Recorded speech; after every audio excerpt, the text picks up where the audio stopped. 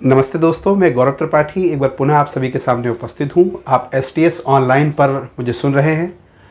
आज हम विश्व के मरुस्थलों के विषय में चर्चा करेंगे आपसे। दरअसल में विश्व के मरुस्थल एक बहुत ही छोटा टॉपिक है, लेकिन हाल फिलहाल के वर्षों में देखा गया है कि आयोग अपने परीक्षा के भिन्न भिन्न जो परीक्षाएँ लेता है आयोग, या बाकी जो वनडे एग्ज़ाम्स होते हैं, उनमें विश्व के मरुस्थल एक बहुत फेवरेट टॉपिक प्रश्न पत्र का बन के उभरा है। कुछ वर्षों से लगभग प्रत्येक वर्ष विश्व के भिन्न भिन्न मरुस्थलों के विषय में पूछा जाता है। तो आज मैं प्रयास करूंगा कि आपको विस्तार से लगभग सभी मरुस्थल क्लियर करूं, जिससे इस विषय में आपके समस्त संशय खत्म हो। मानचित्र के माध्यम से, जैसा कि आप मेरे पीछे देख रहे हैं, मानचित्र बना हुआ है विश्व का, तो मानचित्र के माध्यम से आपको सारे मरुस्थल बताऊं। तो सबसे पहले यहाँ यह समझना आवश्यक है कि मरुस्थल शब्द से अभिप्राय क्या है, मरुस्थल होता क्या है। तो जैसा कि हमको मरुस्थल से थोड़ी थोड़ी फीलिंग भी आती है, शुष्क स्थान, सूखा स्थान, तो आपको दो चीज़ें विशेष तौर से याद रखनी है। पहला, मरुस्थल सिर्फ शुष्क नहीं होता, शीत भी होता है। मरुस्थल सिर्फ शुष्क नहीं होते, शीत भी होते हैं, शीत मरुस्थल भी होता है। और दूसरा, मरुस्थल के विषय में आपको सिर्फ इतना याद रखना है, सिर्फ वो जगहें, ध्यान से सुनिए और नोट करिए, सिर्फ वो जगहें जहां पर वार्षिक वर्षण से अभिप्राय वर्षा जो पूरे साल भर में होती है, यानी कि पूरे साल भर की वर्षा यदि 25 सेंटीमीटर से कम होती है, मैं लिख भी देता हूं, अगर 25 सेंटीमीटर से कम वर्षा होती है तो उस स्थान को मरुस्थल कहते हैं। अगर हम भारत में बात करें, अगर भारत के मानचित्र के विषय में आप पढ़े हो, भारत की वर्षा के विषय में आप पढ़े हो, तो आप में से जो बच्चे पढ़े हैं वो अच्छे से जानते होंगे कि भारत में लद्दाख में सबसे कम वर्षा होती है। 9 सेंटीमीटर 10 सेंटीमीटर के आसपास वर्षा होती है, सबसे कम वर्षा होती है। तो उस आधार पर जो मैंने अभी आपको परिभाषा बताई कि 25 सेंटीमीटर से कम जहाँ वर्षा होती है उसको मरुस्थल कहते हैं। तो उस आधार पर ही भारत में प्रमुख रूप से सिर्फ एक मरुस्थल के बारे में हम डिस्कस करते हैं, लद्दाख का मरुस्थल। हालांकि थार मरुस्थल का कुछ क्षेत्र भी भारत में आता है, लेकिन मुख्य रूप से वो पाकिस्तान की रेंज में आता है। राजस्थान का कुछ हिस्सा थार में भी आता है, अभी पढ़ेंगे आप। लेकिन लद्दाख का मैंने आपको उदाहरण इसीलिए दिया कि आप इस कॉन्सेप्ट को समझ सकें। आप में से बहुत से बच्चे सुने हैं कि लद्दाख में वर्षा 9 सेंटीमीटर 10 सेंटीमीटर के आसपास होती है, तो उस आधार पर ही लद्दाख को एक मरुस्थल कहते हैं, एक डेजर्ट कहते हैं। चलिए अपने टॉपिक पर आते हैं हम। तो मरुस्थल के बारे में आपको समझाया मैंने। अब देख रहे हैं आप काफ़ी सारे लाल लाल गोले बने हुए हैं, तो ये जो भी आप लाल लाल हिस्से देख रहे हैं ये सब मरुस्थल हैं। इन्हीं मरुस्थलों से संबंधित प्रश्न आते हैं। तो हम एक एक महाद्वीप, एक एक कॉन्टिनेंट को उठा के डिस्कस करेंगे एक एक के विषय में। देखिए, सबसे पहले हम आते हैं ऑस्ट्रेलिया पे। आइए सबसे पहले ऑस्ट्रेलिया की बात करते हैं। सबसे अधिक प्रश्न यहीं से पूछे जाते हैं, ऑस्ट्रेलिया से। तो ऑस्ट्रेलिया में वैसे पढ़ने को तो 3 मरुस्थल हैं मुख्य रूप से जो पूछे जाते हैं, लेकिन मैं सारे आपको यहाँ लिखा दूंगा, जिससे अगर वो 3 के सिवा भी कोई पूछे जाएं तो भी आपके गलत होने के चांसेस बहुत कम हो। और आपको ये 3 भी इस तरह से पढ़ने हैं कि सीक्वेंस से पढ़ने हैं, क्योंकि एक दो बार ऐसा देखा गया है, कुछ आयोगों ने ऐसे प्रश्न पूछे हैं कि 3 मरुस्थल दे दिए और कहा सजाइए उत्तर से दक्षिण कौन से हैं या दक्षिण से उत्तर कौन से हैं। तो आपको सीक्वेंस से याद करने हैं। तो देखिए, जैसा कि आप देख रहे हैं कि ये मानचित्र ऑस्ट्रेलिया का है, ऑस्ट्रेलिया कॉन्टिनेंट का है। तो इसमें 6 मरुस्थल हैं। तो मैं पहले 6 की नंबरिंग कर देता हूं इसमें, और फिर सीक्वेंस यहाँ लिख दूंगा।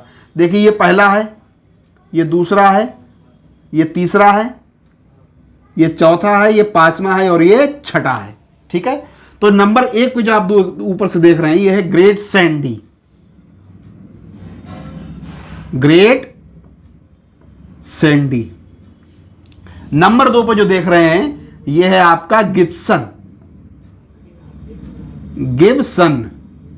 अब मैं बार बार आगे मरुस्थल नहीं लिख रहा हूं, वो आप अपने आप जोड़ लें। तो पहला ऊपर ग्रेट सैंडी, दूसरा गिब्सन, तीसरा जो आप नीचे देख रहे हैं बहुत महत्वपूर्ण है, बहुत पूछा जाता है, ग्रेट विक्टोरिया। Great Victoria. तो आपके 3 हो गए, कौन कौन से? ग्रेट सैंडी, गिब्सन और ग्रेट विक्टोरिया। चौथा आपका जो 4 नंबर लिखा हुआ है ऊपर, वो है आपका तनामी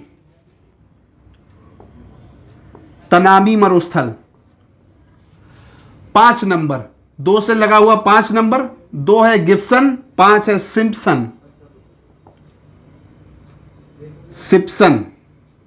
सिम्पसन भी इसे कहते हैं। और आपका छठा नंबर जो है काफी परीक्षाओं में पूछा गया, स्टुअर्ट स्टोनी।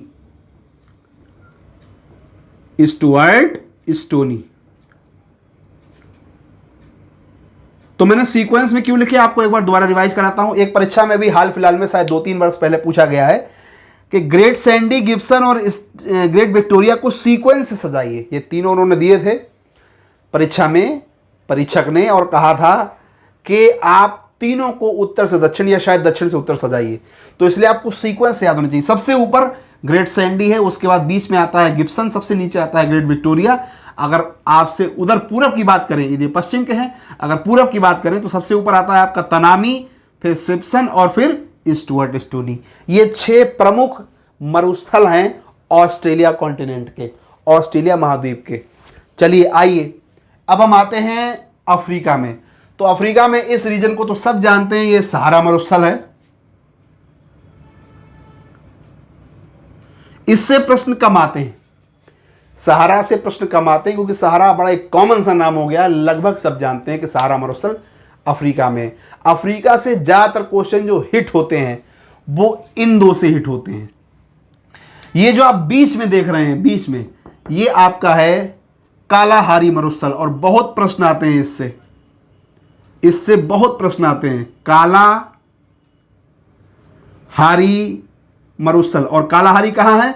आप में से जिन बच्चों ने मैप देखा है या मेरी 2-3 क्लासेस भी ली हैं, मैंने खूब चिल्ला चिल्ला के इसको समझाया है। ये बोत्सवाना में, देखिए ये नामीबिया है, इसके ठीक पास लगा हुआ बोत्सवाना है। आप अगर मकर रेखा को पढ़े हैं, मैंने आपको मकर रेखा से गुजरने वाले देश बताए हैं, तो उसमें बोत्सवाना भी है, नामीबिया भी है, फिर इसके आगे मोजाम्बिक पड़ता है, नीचे आपका दक्षिण अफ्रीका है, ये आपका मेडागास्कर है। तो जब आप मकर रेखा पढ़ेंगे तो आप मकर रेखा में पढ़ेंगे कि 5 देश जो मकर रेखा में से अफ्रीका महाद्वीप के गुजरते हैं, वो नामीबिया, बोत्सवाना, दक्षिण अफ्रीका, मोजाम्बिक और मेडागास्कर। तो ये जो 4 देश मुख्य भूमि के हैं, यानी कि नामीबिया, बोत्सवाना, दक्षिण अफ्रीका और मोजाम्बिक, इन 4 में से 2 देशों में, ध्यान से सुनिए, इन 4 में से 2 देशों में 2 अलग अलग मरुस्थल पाए जाते हैं, और इन दोनों देशों के मरुस्थलों से खूब प्रश्न पूछे जाते हैं। विशेषता इस कालाहारी से बहुत प्रश्न पूछे जाते हैं। तो ये जो आप बीच में देख रहे हैं, ये कालाहारी मरुस्थल है, और ये बोत्सवाना में है। बोत्सवाना, ये जो नीचे देख रहे हैं, इससे प्रश्न कम आते हैं, क्योंकि इसके नाम में ही इसके देश का नाम जुड़ा हुआ है। ये नामिम है, नामिम मरुस्थल, और ये नामीबिया में है, नामीबिया। ठीक है, ये ऊपर वाला मरुस्थल का नाम है और नीचे देश का नाम है। ये सहारा है, आप में से लगभग सब परिचित हैं। ये अरब प्रायद्वीप पर है, ये अरेबियन है, इससे भी प्रश्न कम आते हैं, लेकिन याद रखिए अरेबियन। तो 6 आपको ये याद रखने हैं मुख्य रूप से। कालाहारी मरुस्थल बोत्सवाना में है, कालाहारी मरुस्थल बोत्सवाना, नामिम मरुस्थल नामीबिया। ये 8 आपको अच्छे से स्मरण रखने हैं, मैप पर अच्छे से समझना है इनको। अब हम आते हैं अमेरिका में। तो अमेरिका भैया 2 भागों में बटा हुआ है, उत्तरी अमेरिका और दक्षिणी अमेरिका। तो हम सबसे पहले बात करते हैं उत्तरी अमेरिका में। उत्तरी अमेरिका में वैसे 3 मरुस्थल हैं, लेकिन 2 मरुस्थल विशेष रूप से पूछे जाते हैं, एक ग्रेट साल्ट और एक ग्रेट बेसिन, और एक सोरोनन मोहावे भी है। ये जो है आपका सोनोरन मोहावे, ये सबसे ऊपर है आपका ग्रेट साल्ट, ग्रेट साल्ट, और ये ग्रेट साल्ट के नीचे जो आप देख रहे हैं, ये है ग्रेट बेसिन, ग्रेट बेसिन। तो आपको 3 मरुस्थल याद रखने हैं उत्तरी अमेरिका महाद्वीप से। ग्रेट साल्ट, सबसे ऊपर ग्रेट साल्ट, अगर सीक्वेंस में आपसे पूछ दे तो ग्रेट साल्ट, ग्रेट बेसिन और सोनोरल मोहावे। ये जो आपका सोनोरल मोहावे है, इसका कुछ रीजन आपका अमेरिका में पड़ता है, बाकी मोस्टली रीजन इसका मैक्सिको में है। अगर आप मैपिंग देखे हैं, अगर मैपिंग पे आप काम करते हैं, तो आप जानते हैं कि ये रीजन आपका मैक्सिमम मैक्सिको में आता है, नीचे वाले रीजन में आता है। तो कुछ रीजन इसका अमेरिका में भी है, लेकिन मोस्ट ऑफ द रीजन इसका मैक्सिको में आता है। तो ये 3 आपको स्मरण रखने हैं उत्तरी अमेरिका से। अब आते हैं दक्षिणी अमेरिका में। दक्षिणी अमेरिका में एक बहुत सुपर हिट मरुस्थल है और खूब पूछा जाता है, ये जो आप देख रहे हैं अटाकामा मरुस्थल। ये अटाकामा मरुस्थल 2-3 प्रकार से पूछा जाता है। पहला तो ये कि विश्व का सबसे शुष्क मरुस्थल कौन सा है, अटाकामा। दूसरा ये कि दक्षिणी अमेरिका का सबसे बड़ा मरुस्थल कौन सा है, अटाकामा। अटाकामा है कहाँ, ये भी पूछा जाता है। तो अटाकामा आपका उत्तरी चिली में है। ये मैं मिटाल देता हूं यहां से, क्योंकि ये तो आप नोट ही कर चुके हैं, ये हटा देता हूं यहां से। ये है आपका अटाकामा मरुस्थल। इस अटाकामा के विषय में 2 चीजें आपको याद रखनी। पहला कि विश्व का सबसे शुष्क मरुस्थल है, लिख भी देता हूं मैं, सबसे शुष्क मरुस्थल। बहुत अच्छे से याद रखें कहां है ये। तो ये आप देख रहे हैं, ये चिली की बेल्ट है, ये ऊपर पेरू है, नीचे चिली है। तो चिली में उत्तरी बेल्ट में ऊपर है ये उत्तरी चिली है, याद रखें। अटाकामा कहां पर है, दक्षिणी अमेरिका में है। दक्षिणी अमेरिका में कहां है, उत्तरी चिली में है। एक और विशेष चीज याद रखनी है कि विश्व का सबसे शुष्क मरुस्थल है। विश्व का सबसे शुष्क मरुस्थल कौन सा है, अटाकामा मरुस्थल है, ये याद रखना है। दूसरा एक और मरुस्थल है पेंटागोनिया। ये जो आप नीचे देख रहे हैं,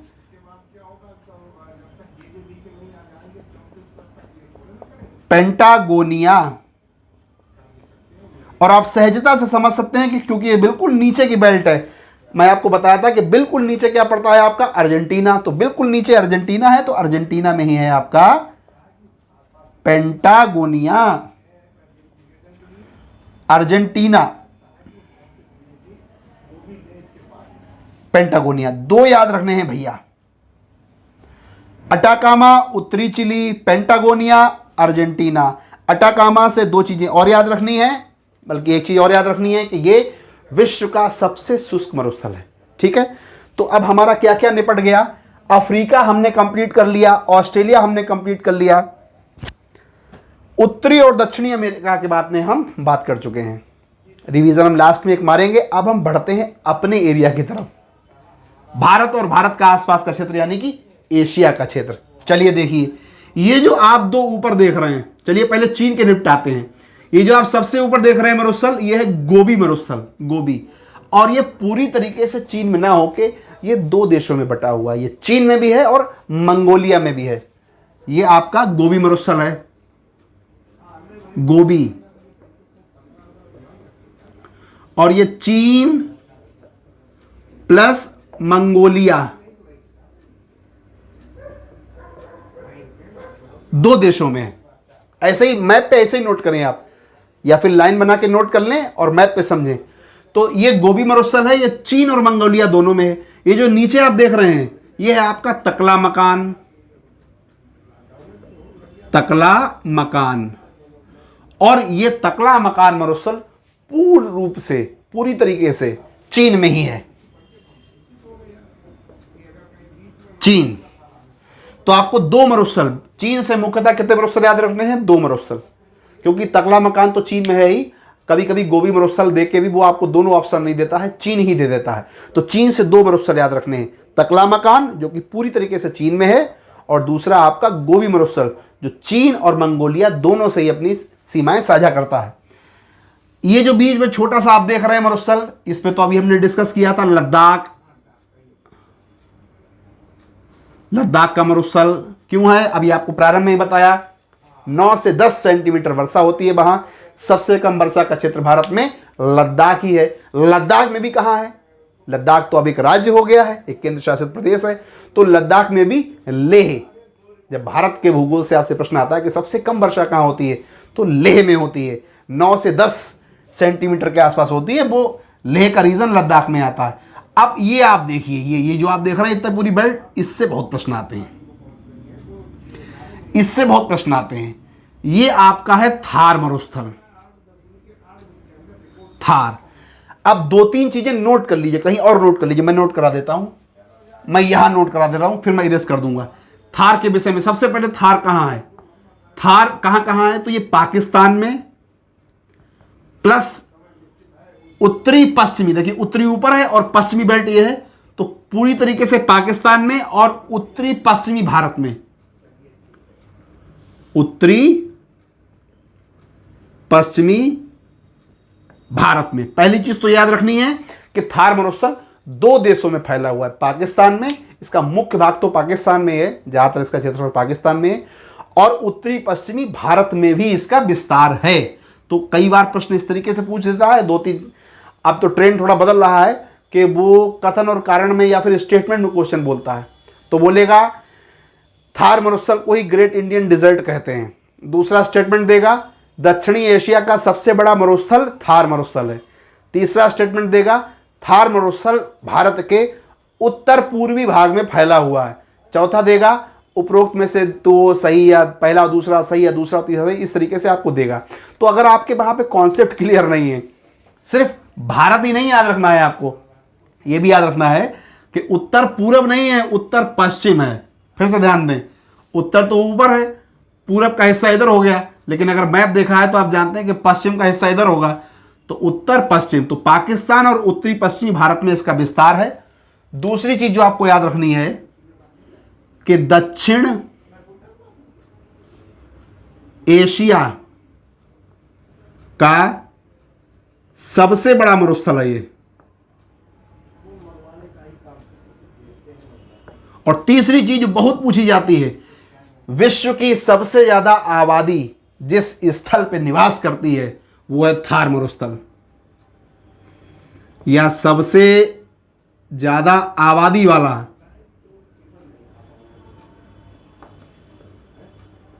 मरुस्थल। ये 3 पॉइंट जरूर नोट करें आप, क्योंकि इन 3 में से एक न एक से क्वेश्चन आता है। थार मरुस्थल है कहां, थार मरुस्थल दक्षिण एशिया का सबसे बड़ा मरुस्थल है और सबसे बड़ी आबादी वाला मरुस्थल है। कई बार आंकड़ा दे के भी पूछ देता है, तो 83 लोग प्रति हेक्टेयर रहते हैं, 83 लोग प्रति हेक्टेयर, ये नंबर है, नंबर भी याद रखें, 83 लोग प्रति हेक्टेयर रहते हैं। तो ये 3 लाइनें आप याद रखें। थार मरुस्थल क्योंकि भारत से संबंधित है, लद्दाख के बारे में कम पूछा जाता है, थार भारत से ही संबंधित है, विशेष रूप से ये 3 लाइनें लिख लें और याद करें। तो ये हो गया हमारा थार। लद्दाख हम समझ चुके हैं, इसमें कुछ विशेष समझने को नहीं है। ये नीचे वाला तकला मकान है, पूरी तरीके से चीन में है, ऊपर वाला गोबी है, और गोबी चीन मंगोलिया दोनों में है। अब आप ये 2 मरुस्थल और देख रहे हैं, ये 2 मरुस्थल आप और देख रहे हैं, ध्यान से देखिए। ये जो पहला इधर वाला है ये तो काजिमकुम है, ये जो पहला वाला है ये काराकुम। अच्छा, मैं ऊपर वाला इरेज कर देता हूं, आप चाहें हल्का सा स्क्रीनशॉट ले लें, फिर मैं ऊपर का एरिया इरेज कर दूं जिससे मैं दोबारा लिख सकूं उस पर।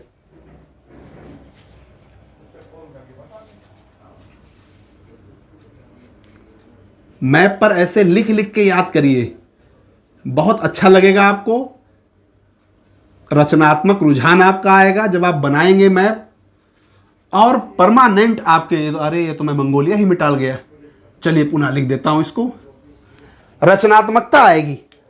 ये गोबी था और ये चीन और मंगोलिया में था। तो आप इन दोनों मरुस्थलों पे आते हैं। ये जो आप ऊपर के दोनों मरुस्थल देख रहे हैं, ये दोनों मरुस्थल आपके, पहला वाला है काराकुम और दूसरा है काजिमकुम। पहला है आपका काराकुम और दूसरा काजिमकुम। एक इधर लिख दूंगा और एक इधर लिख दूंगा, काराकुम और दूसरा काजिम कुम। अब देखिए, ये जो काराकुम है, पहले तो आपको बता दूं, ये जो आप देख रहे हैं ये अरल सागर है, ये कैस्पियन सागर है। बहुत पूछा जाता है कैस्पियन सागर के आसपास कौन से देश हैं, तो आगे आने वाले चैप्टर्स में आपको विस्तार से बताऊंगा। ये ब्लैक सी है, दिस इज काला सागर, और ये भूमध्य सागर है। तो ये जो काराकुम है आपका, ये सिर्फ तुर्कमेनिस्तान में पड़ता है, मुख्य रूप से तुर्कमेनिस्तान। और ये जो काजिमकुम है, काजिमकुम की सीमाएं 3 देशों से लगती हैं, तुर्कमेनिस्तान, कजाकिस्तान और उज्बेकिस्तान। तुर्कमेनिस्तान, कजाकिस्तान और ये बिगाड़ देता हूं, तुर्कमेनिस्तान, कजाकिस्तान और उज्बेकिस्तान।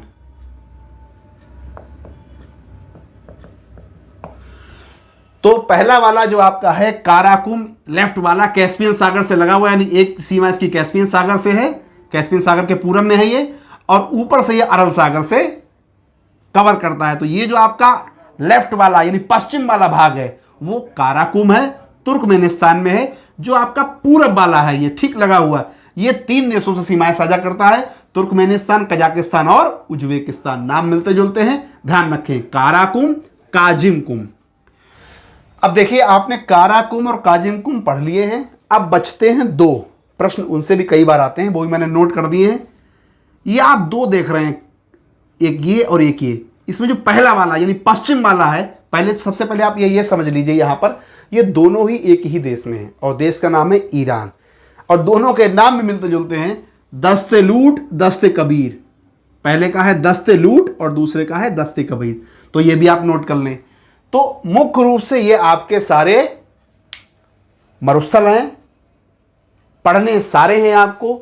मुख्य मैं दोबारा एक बार रिवाइज आपको करा रहा हूं, बिल्कुल भी ना भूलें, स्मरण से बिल्कुल भी ना फिसलने दें उन्हें, क्योंकि बहुत क्वेश्चन इससे हिट होते हैं। देखिए सबसे पहले ये 6 नाम पढ़ें आप और अच्छे से याद करें। Australia, continent Australia, great Sandy, Gibson, great Victoria, Tanami, Simpson, Stuart, stony.